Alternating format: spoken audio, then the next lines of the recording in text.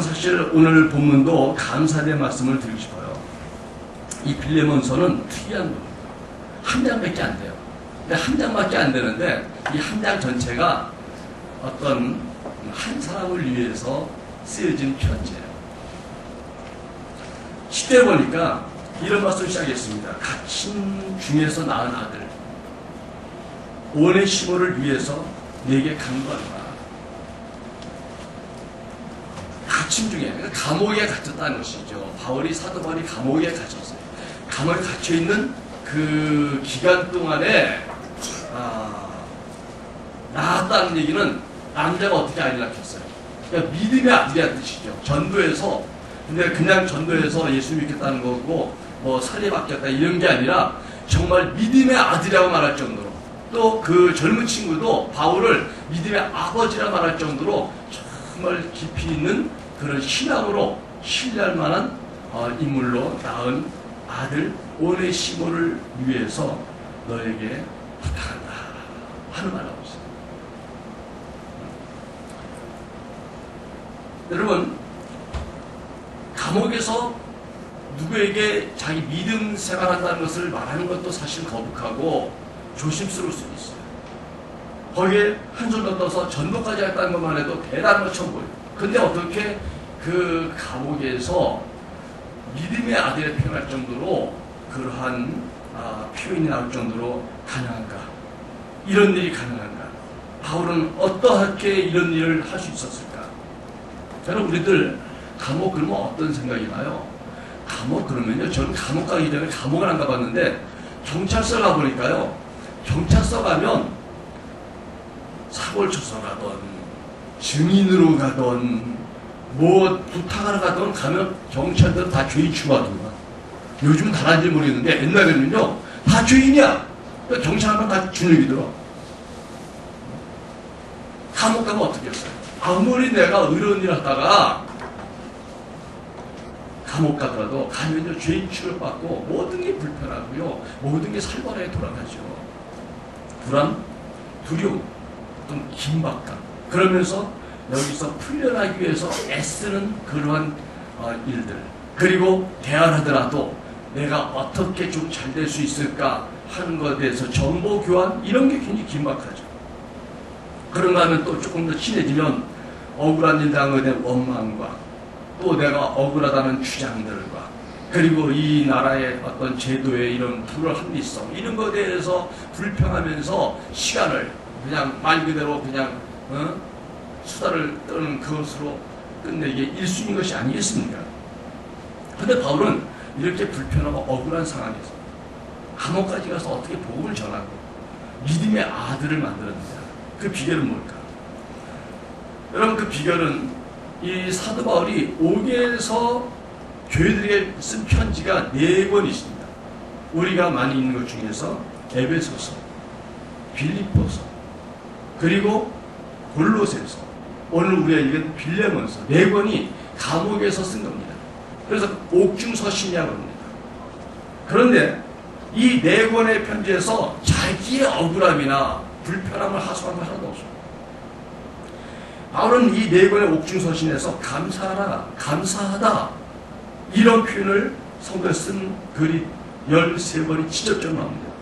그리고 기뻐하라, 기쁨이 충만하다, 이런 뜻으로 기쁨이란 단어가 22번이 나옵니다.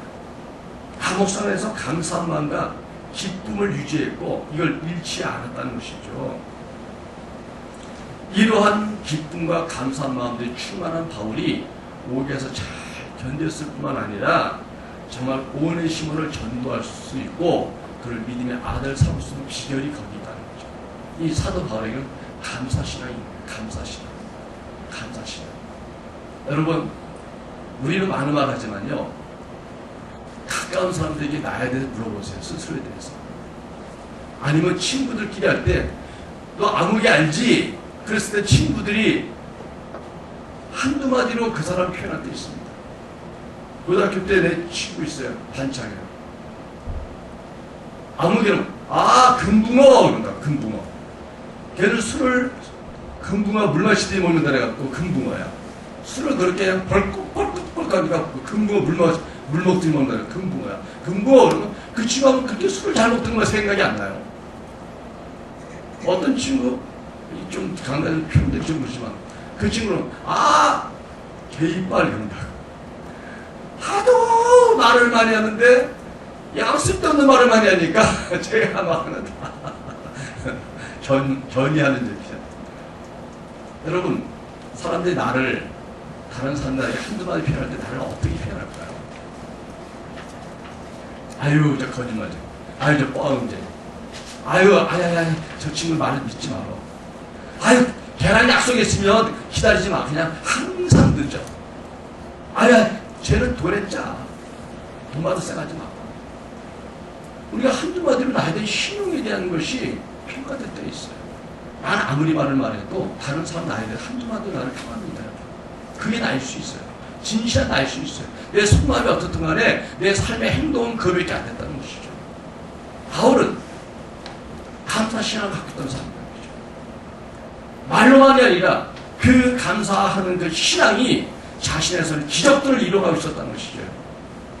여러분 삶을 기적을 만들 수 있고 여러분 삶을 정말 미래를 풍성하게 만들 수 있는 에너지에 중요한 것이 여러분 안에 있습니까, 여러분?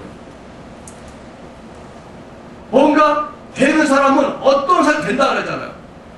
불가능한 사회에서 될 수 있게 만드는 에너지가 그 사람 안에 있는 거예요. 어떤 사람은 다 갖고 있어도 안 될 수밖에 없는 그 사람에 있어. 그 사람은 안 되는 거예요. 바울 안에는 감사신앙이 정말 그 안에 있는 에너지가 자신의 모든 삶에 불구하고 기적을 만드는 기결이 있었다는 거예요. 첫째, 바울의 감사신앙은 감옥 같은 혹독한 환경을 이기는 신앙이었습니다.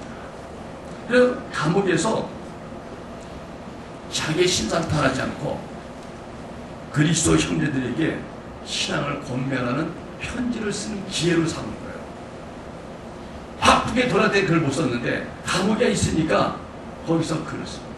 예전에 제가 알던 목사님이 감옥에서 10년 이상 그 죄짓고 살다가 거기서 예수 믿고 나와서 목사 되신 분이 있어요. 근데 그분이 그러더라고요. 성경을 많이 알아요. 그래서 그 목사님 성경을 이렇게 잘 외우시고 이렇게 잘하냐 그랬더니 자기가 외우는 게 있어서 뭐 마태복음 전권을 다 외우고요, 고린도전서를 다 외우고요, 로마서를 다 외우고요. 그래갖고 다섯권을 다 외우는데 통째로. 어떻게 했더니 감옥에 10년 동안 할 게 뭐 있냐. 감옥에서도 예수 믿잖아요. 그럼 거기서 뭐 하냐면 성경 암송대회래요. 그러면 자 이번 달 매달 달에는 성경 암송대회냐. 범인은 로마서입니다. 이런데 그럼 로마서를 통째로 외우는 거예요. 그게 암송대회야. 자 올해는 고린도 전서입니다. 그래서 거기서 통째로 했다는 거예요. 감옥에서 할 게 뭐 있겠어요. 남 험담하고 비판하고 그런 걸 하든가 아니면 신앙생활에 빠져서 할 수도 있는 거죠. 바울은 편지를 썼어요. 믿음의 형제들에게. 그게 오늘 성경이 된 겁니다. 자신이 범죄한 것 때문이 아니라 자신의 신앙 문제라는 것을 알고 본인의 신앙을 굽히지 않고 거기서 도리어 그 신앙을 전파할 기회를 가졌다는 것이죠. 여러분, 바울은 주님을 위해서 고난 받는 것조차도 특권으로 하고 있어요. 정말 강한 사람은 어려움 당하더라도 그 어려움 때 굴복하는 것이 아니라 내가 이 어려움을 극복할 만한 가치가 있다면 견뎌냈죠. 바울은 그리스도라는 고난을 특권으로 나왔다. 그리고 이 바울의 감사는 오네시모라는 한 청년을 불쌍히 봤어요. 불쌍히 봤어요. 그런 마음에 여유까지 있었어요. 그에게 감동을 주셨었어요. 여러분, 이 둘째로 바울의 이 감사신앙은 작은 것으로도 넘치는 은혜를 체험할 수 있는 신앙이었습니다. 이 오네시모는 종으로 있었어요. 그러니까 말 그대로 노예로 있었는데 몰래 그 주인집에 도망한 노예죠. 도망한 노예인데 다니면서 뭐 훔치고 하다가 나쁜 짓 하다가 잡혀서 오게 온 거예요. 이거 못된 사람이죠. 그렇지만 이 바울이 도망친 노예, 범죄한 노예밖에 안 되는 오네시모를 불쌍히 여기고 그에 대해서 가망성을 보고 그를 전도한 것이죠. 이 오네시모가 얼마나 두렵고 노예로서 이제 끝장났다. 내 신세는 끝났구나. 나는 자유도 경험하지 못하고 이제는 이게 죄수가 돼서 그냥 처형당이었구나. 이런 상황이었는데 이 바울의 위로와 격려를 통해서 그가 거듭나기 시작합니다. 궁극적으로 예수를 영접하고 신앙의 도를 배운 다음부터는 내가 어떻게 살았는지 알고 삶이 달라진 거예요. 전에는 그냥 노예고 또 도망친 노예고 범죄자였지만은 그의 가치가 달라지니까 그의 삶 자체가 달라진 거예요. 사실 교도소 성교하신 분들 얘기 들면 교도소에 참 그런 기적이 있는 거예요. 우리가 알던 사람들 중에 그 아주 무서운 죄를 짓고 사형을 이미 당했던 사람들도 있습니다. 또 사형일 수도 있습니다. 근데 그렇게 우리 사회에서 이제 잊혀지고 잊어버리고 싶은 사람들이 있는데, 근데 그 안에서도 그 선교하신 분들을 통해서 예수 믿고 달라진 분들이 있어요. 그래서 우리 기억에는 사형일 수도 못된 사람으로 끝났지만, 그러나 그 안에서 갱생을 해서 정말 복음을 전하고 자기 죄를 다 회개하고 남은 삶을 정말 주님을 위해서 그 감옥에 있는 사람들에게 예수 믿으라고 전도하면서 살다 간 사람들도 있습니다. 마지막 하고 싶은 말이 뭐냐고 했을 때 찬송가를 부르고 죽은 사람들도 있습니다. 오네시모가 극적인 변화를 가져온 것이죠. 이 바울을 통해서 복음을 듣고 그가 변화됐습니다. 그리고 두려움을 극복하고 그의 삶이 달라졌습니다. 그래서 그는 복음 사역을 위한 일꾼이 된 거예요. 일꾼감이 된 거예요. 그래서 바울이 이 편지를 쓰는 이유는 그 주인에게 쓰는 거예요. 주인에게 너희 집 노예가 도망쳐서 죄를 짓고 여기 나랑 같이 있는데 이 친구는 내가 감옥 안에서 같은 중에서 믿음의 아들같이 내가 그를 믿음으로 변화시켰고 새로운 삶이 되었다. 그러니 너 이 친구가 이렇게 도망치고 나를 만나게 된 것은 하나님께서 이 친구를 위해서 이렇게 했나 보다 생각하고 이 친구를 좀 다르게 보고 이 친구를 용서해 주고, 그리고 이 친구를 내가 이제 보석금을 내서 내보내 갖고 너한테 돌려보낼 테니까 네가 이 친구를 잘 영접해 주고, 그리고 이 친구를 나에게 다시 돌려보내다오. 내가 이 친구에게 내가 심부름도 시키고 쓸모 있는 젊은이니까 내가 나이도 들고 몸도 불편한 감옥에 있으니까 이 친구가 내 수화를 들고 연락도 하고 이렇게 할 수 있도록 일꾼을 삼겼다. 그 얘기예요. 만약에 이 친구에게 더 뭔가 받아야 될 돈이 있고 빚이 있다면 내가 갚아주겠다. 내 얼굴을 봐서 이 오네시모를 그렇게 했다. 하나님의 빌라본세예요. 복음의 말씀을 통해서 오네시모가 믿음의 아들을 바뀌어요. 이게 가장 중요한 역할을 하는 것이 바울의 감사신앙이죠. 여러분, 이 셋째로 바울의 감사신앙은 바로 자신 안에 있었던 예수 그리스도로부터 나오는 것이었습니다. 갈라디아서 2장 20절 그 유명한 말씀이 있습니다. 바울의 고백 중에 가장 큰 고백 같은 말씀, 우리가 좋아하는 말씀입니다. 내가 그리스도와 함께 십자가에 못 박혀 죽었나니 그런즉 이제는 내가 산 것이 아니요 오직 내 안에 그리스도께서 사시는 것이다. 이제 내가 육체 가운데 사는 것은 나를 사랑하사 나를 위하여 자기 몸을 버리신 하나님의 아들을 믿는 믿음 안에 사는 것이다. 바울의 삶 자체는 자기 육신적인 삶이 아니에요. 이미 하나님 나라의 공인의 삶이에요. 자신의 삶은 내가 죽고 사는 게 중요하지 않아요, 여러분.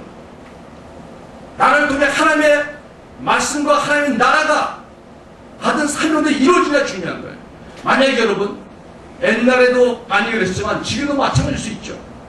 우리나라의 중대한 산을 가지고 북한이랑 아니면 중국이랑 아니면 위험한 어떤 나라랑 같이 자격을 가지고 그들과 중재를 하고 타협을 하고 한다면, 마치 어떤 경우는 테러리스트 같은 사람들하고 하게 된다면 내가 죽고 사는 게 문제겠어요. 온 국민과 대통령이 자기에게 위임을 해서 이 문제를 너가 해결해라. 내가 대변한다면 내가 죽더라도 그 일을 해결한다면 그 영광을 쓰는 거지만, 내가 살아왔지만 그 일을 엉망을 만들었다면 살아도 산 게 아니죠, 여러분. 공인이라는 것은 자기를 넘어서는 거 아니겠습니까? 바울은 예수 그리스도가 자기 안에 계시고 그분의 자신을 헌신했기 때문에 내 삶은 주님을 위한 삶이라는 거예요. 나 같은 사람을 주님의 일꾼 삶을 감사해서 잊을 수 없었어요. 여러분, 사도 바울이 자기의 그 많은 편지 서신서 속에서 자기가 죄인이었고 예수님 사람들을 핍박하고 죽이던 사람인데 저 다메섹상에서 해보다 더 빛난 빛이 비춰갖고 자기가 쓰러져 눈이 멀었는데 하나님께서 자기에게 찾아오셔서 내가 너를 택했다 그러면서 자신을 회심시켜서 예수 믿게 하고 예수님을 위한 사람으로 쓰게 했다는 거예요. 이 고백을 3번이나 기록됐습니다. 여러분, 글을 잘 쓰는 석학들은요 같은 내용을 반복을 잘 안 씁니다. 항상 다른 표현하고 다른 그 논리와 다른 어떤 자기 지식을 나열하죠. 똑같은 것 같고 이렇게 자꾸 번복하는 것은 운경가나 정치인들이 하는 것이죠.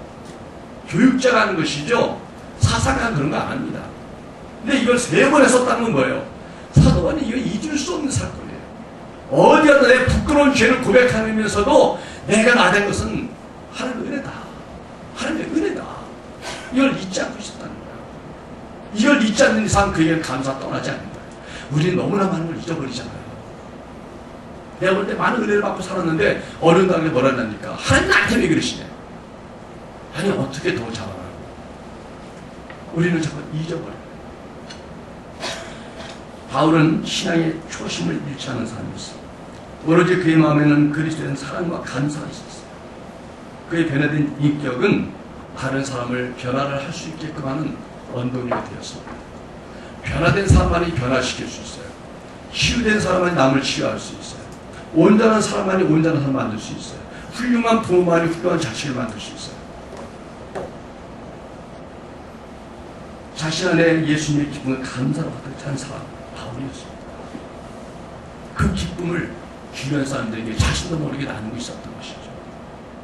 여러분, 그래서 4번째로 바울의 감사신앙은 사람을 대하는 법을 다르게 만들었어요.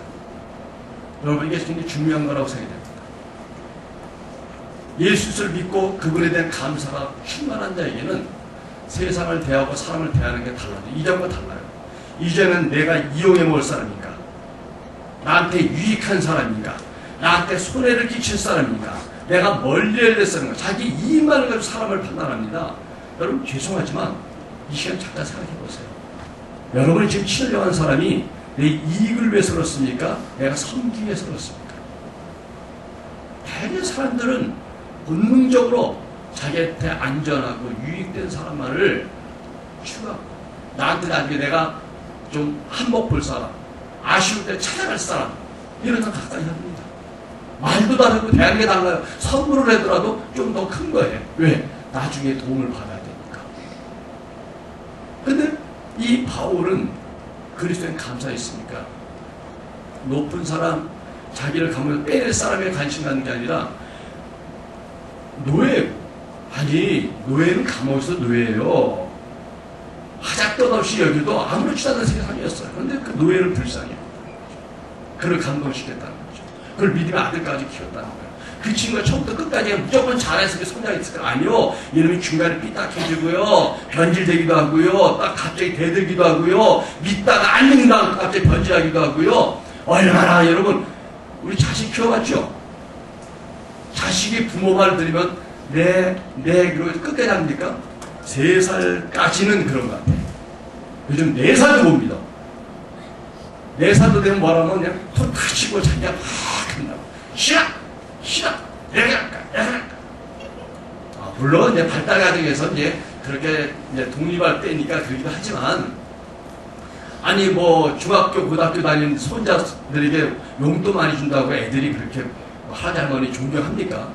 용돈 받으러 오는 거예요. 세배시키는 방법이 뭐예요? 응? 야, 너의 할아버지시다. 오랜만에 쓰니까 세배 드려라. 감사함으로. 우리 이렇게 말해요? 안 그래요. 빨리 세배 드려. 그럼 용돈 받아. 아버지, 용돈이면 용돈. 왜? 애도 용돈 보고 하는 거야. 그래갖고 하루 분담을 주면 너 줘. 그래서 용돈 딱 주면 고개 들고 고맙다는 표정 한 번에 지금 얼마 줘요. 그리고 벌써 뛰어나가. 뭐 다른 자기 스케줄 많아. 아이들도 6살만 됐는데 스케줄 바빠요. 여러분, 우리가 감사신앙을 갖다는 것은 세상을 대하는 방법, 사람 대하는 방법이 다르죠. 저도 일 중심의 사람이라서 기질상 성격상 그래요. 그러니까 항상 누굴 만나면 일부터 얘기할 때가 있어요. 왜? 이런 스타일 기질들은 일단 단도직입증을 좋아하는 거예요. 원래가. 그러니까 그거 어떻게 됐어? 그거부터 물어야 되거든요. 그 문제 됐어? 언제 온대? 얼마나 해? 뭐 이런 것들 묻는 거예요. 예전에 내가 그런 고백을 했지만 우리 교회 청년 하나가 저 때문에 나갔어요. 교회는 떠난대요. 왜? 왜? 나 때문에 떠난다는 세상에. 다른 사람 때문에 떠나면 내가 말리겠는데 나 때문에 떠나면 내가 가해자인데 이해가 안 돼. 이해가 안 돼. 아니 생각하니까 결심하고 생각 화가 나는데 내가 뭘 잘못했나. 그래 불러놓고 그랬어요. 또 단도직입. 그래. 너 떠나. 떠나는데 떠나더라도 목사님 뭘 잘못했는지 말해줘야 목사님 잘못했지 아무리 생각이 안 난다. 뭐 때문에 떠나냐 했더니 아니 정말 억울한 줄 알았어요. 제가 그때는 그 친구가 그러더라고. 자기 마음이 너무 힘들어서 목사님께 상담도 드리고 위로도 받고 기도도 받으려고 딱 들어왔는데 오자마자 너 잘했어. 야 이거 책상 좀 들어봐. 이거 옮겨야 되는데 계속 일반 시켰대. 그날 갔는데 그 다음에 또 왔대. 그래서 또 야 잘했어. 이거 컴퓨터 좀 쳐봐라. 이거 야 이거 애들이 요즘 애들 시간이 없냐. 빨리 쳐라. 또 3번을 일반 시켰대. 자기는 마음이 아파서 죽을 마음인데 그래서 목사에게 상처받은 거야. 그래서 위로받을 길에도 떠난다는 거야. 그래서 내가 아무것도 안 했는데 그 내 죄가 아무것도 안 한 죄가 있더라고. 그래서 사람의 마음을 모르는 죄. 목사가 사람의 마음을 봐야 되는데 일만 보는 거죠. 우리들도 그렇잖아요.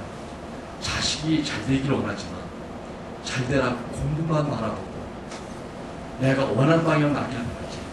내 마음이 어떨지, 내 느낌이 어떤지를 물어본 적도 없고 관심도 가진 적 없고 무슨 말하면 야 쓸데없는 소리 하지 말고 공부해. 너 그럴 시간이 있으면 뭐해. 그래서 아이들을 망가뜨리는 게 아닐까요? 내가 그래서 그때 많이 정말 충격받았고 깨달았어요. 그래서 지금도 잘 안 되지만 그래도 전화할 때라도 지사님 잘 계시죠? 목사님 더운데 잘 계시죠? 한마디로 하고 그러고서 해야지. 곧바로 목사님 그때 그 일 어떻게 됐어요? 일 중심에서. 바울도 치밀하고 대단한 목표 지향적인 사람이었지만 그러나 그의 목표는 사람이었고 그의 목표는 예수의 사랑을 전하는 거였고 그의 목표는 주님의 은혜를 사람들에게 나누는 거였습니다. 세상을 대하는 것도 달라졌어요.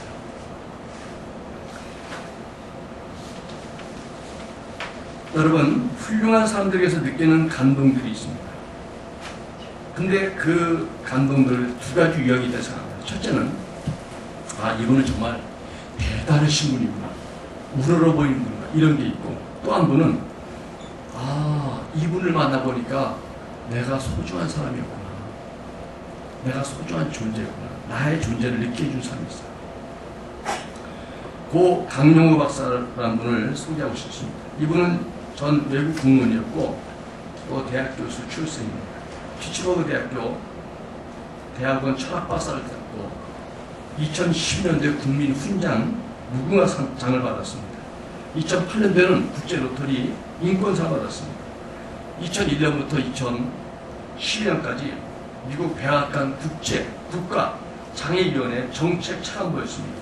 또 백악관 종교 사회 봉사 부분의 자문위원이었습니다. 이분은 세계적인 교육학자입니다. 그런데 이분과의 만남에 대해서 그 황성주 박사가 기록한 내용을 봤어요. 이분이 바로 이 2번째 유형이라는 거예요. 시각장애인입니다, 이분. 그럼에도 불구하고 대화를 하면 내가 참 소중한 사람이구나 하는 걸 느끼게 해준다는 거예요. 행복감이 들고 그분 앞에 가면 모든 게 다 이렇게 긴장을 풀고 무작위 해제를 하고 정말 마음이 소생하는, 영혼이 소생하는, 그리고 또 그분 만나고 나면 갑자기 삶이 감사해지고 그 삶이 갑자기 눈물이 나면서 내가 다시 한번 생각해보는 마음이 든다는 거예요. 이 강렬 박사님의 그 비밀이 감사하고 감사를 실천하는 분이었습니다. 그분이 췌장암으로 돌아가셨는데 돌아가기 전에 지인들에게 일일이 편지를 썼습니다. 그게 전달됐습니다. 그 내용 보니까 누구보다 행복했고 축복받은 삶을 살아온 제가 이렇게 주변을 정리하고 사랑하는 사람들에게 작별 인사를 할 시간을 허락받아 감사합니다. 한 분 한 분 찾아뵙고 인사드려야 하겠지만 그렇게 하지 못한 점을 너그러 마음으로 이해해 주시기 바랍니다. 여러분들로 인해 저의 삶이 더욱 사랑 충만했고 은혜로웠습니다. 감사합니다. 우리들의 불행은 예전에 은인들은 어느새 다 잊어버리고 그분들과의 관계가 섭섭한 사람으로 되어버린다는 데 있습니다. 시간이 갈수록 은혜는 잊어버리고 불편했던 것만 기억이 나는 거예요. 사랑하는 사람들이 줄어드는 것이죠. 아무리 오래된 아름다운 추억도 사소한 거 하나 때문에 금이 가서 갈라집니다. 감사한 일은 기억하지 않고 상처받은 일만 쌓여가죠. 우리의 관계 속에서 윗사람은 아랫사람은 있지만 옆사람도 있지만 진정한 친구는 없어지고 있습니다. 그 이유는 감사를 잊어버린 것 때문이 아닐까요? 서운한 일만 생각해서 그런 것은 아닐까요? 이 강요 박사는 사람 아내에게 누가 읽어도 가슴이 떨리는 그런 감사의 편지를 썼습니다. 내가 중학교 다니는 그 시절에 봉사를 왔던 숙명여대 1학년 석은호 누나는 있었습니다. 손아래 강영우 소년과 그 은한매를 맺으면서 돌봐줬는데 나중에 결혼까지 해서 일생을 헌신한 부인이었습니다. 그녀에게 진심 어린 감사의 편지를 쓰고 인생을 마감한 그가 인생의 가장 성공한 결혼 생활을 했던 사람이 아닐까요? 이런 편지를 썼습니다. 50년 전에 만난 예쁜 여대생 누나, 단돌한 여대생, 당신은 하나님이 내게 보내주신 날개 없는 천사였습니다. 이 순간 나의 가슴을 가득 채우는 것은 당신을 향한 감사함과 미안함입니다. 아직도 눈부시게 빛나고 있는 당신을 가슴 한가득 품고 떠납니다. 더 오래 함께 해주지 못해 미안합니다. 나의 어둠을 밝혀준 촛불 사랑합니다. 사랑합니다. 사랑합니다. 그리고 고마웠습니다. 그렇게 썼습니다. 일본의 도쿄대학의 오모리 병원의 케어센터에 일하는 호스피스 전문 오치 쉬치 박사가 있습니다. 그분이 1000명의 죽음을 지켜보면서 관찰하면서 내는 결론들을 말하고 있습니다. 그리고 그걸 책으로 묶었는데 마지막 순간에 후회되는 25가지의 책을 썼습니다. 영화의 감동처럼 아주 잔잔하게 가슴이 밀려드는 그러한 책인데 사람들이 마지막 후회하는 것 첫 번째 뭐냐니까 사랑하는 사람에게 감사의 표현을 많이 했었더라면 하는 거예요. 평소에 그 사랑하는 사람에게 사랑한다, 고맙다는 얘기를 많이 하지 못한 게 가장 후회였었다는 거예요. 누구나 쉽게 할 수 있는 말이죠. 그러나 아무도 실천하지 않는 그런 언어 습관이 바로 감사합니다라는 겁니다. 윌마티 창업자였던 세계인 부어 샘 윌튼이 있습니다. 그 사람은 전 세계에서 자기의 그 회사에 200만 명의 사람을 고용한 사람이죠. 그는 50센트를 아끼기 위해서 남이 읽거나 신문을 읽을 정도로 근면철학이었습니다. 그걸 직원들을 가족처럼 여겼다고 생각하고 정말 그는 감동의 예가 많은 분입니다. 그러나 그의 마지막 순간에 자기를 돌아보니까 그에게 친구라고 부를 수 있는 사람들이 많지 않았다 라는 고백을 가장 안타까웠다고 했습니다. 미국 네브래스카 대학에 다니는 여대생이 경제정제 포춘에 주최한 여성과 일이라는 그 주제 강연에서 세계적으로 보였던 워렌 버핏에게 질문했습니다. 지금 이주에서 성공을 어떻게 정의하시겠습니까? 버핏이 주저하지 않고 말했습니다. 많은 사람들은 성공이란 원하는 것을 많이 얻는 거라고 생각합니다. 하지만 내 나이가 되면 나를 사랑해 줬으면 하고 바란 사람이 나를 사랑해 주는 것이 성공입니다. 부모님이 나를 엄마하지 않고 계속 사랑해 주는 것, 자식이 나를 존경하고 사랑해 주는 것, 내 아내에게 사랑, 감사하다는 말을 들을 수 있는 그런 사랑스러운 남편이 되는 것, 친구들에게 좋은 친구라는 얘기를 듣는 것, 이런 것들이라는 것이죠. 그게 성공이라는 거예요. 버핏이 이어서 자기가 이런 생각에 대한 배경을 말했습니다. 오마하에 벨라 아이덴버그라는 여성이 있었는데 그녀는 폴란드계 유대인으로 제2차 세계대전 때 아이슈비츠 수용소에 수련한 경험이 있었다는 거예요. 그녀가 세상을 떠나기 몇 년 전에 어느 날 말했답니다. 올해 나는 친구를 사귀는 게 너무 힘들다. 왜냐하면 사람들을 만날 때마다 속으로 스스로 이런 질문을 한다는 거예요. 이 사람은 도망 생활했잖아요. 도피 생활했잖아요. 결국 잡혀서 아슈비츠 수용소에서 죽음의 그 긴박감을 얻었던 사람이잖아요. 이 여인이 하는 얘기입니까? 저 사람은 과연 나를 숨겨줄 수 있을까? 자기도 위험할 수 있지만 나를 숨겨준 사람이 나의 친구라는 것이죠. 내가 어렵고 도망치고 죽음의 경우가 있을 때 나를 외면한 친구를 너무 많이 당하는 거예요. 너 숨겨줘 나도 죽어.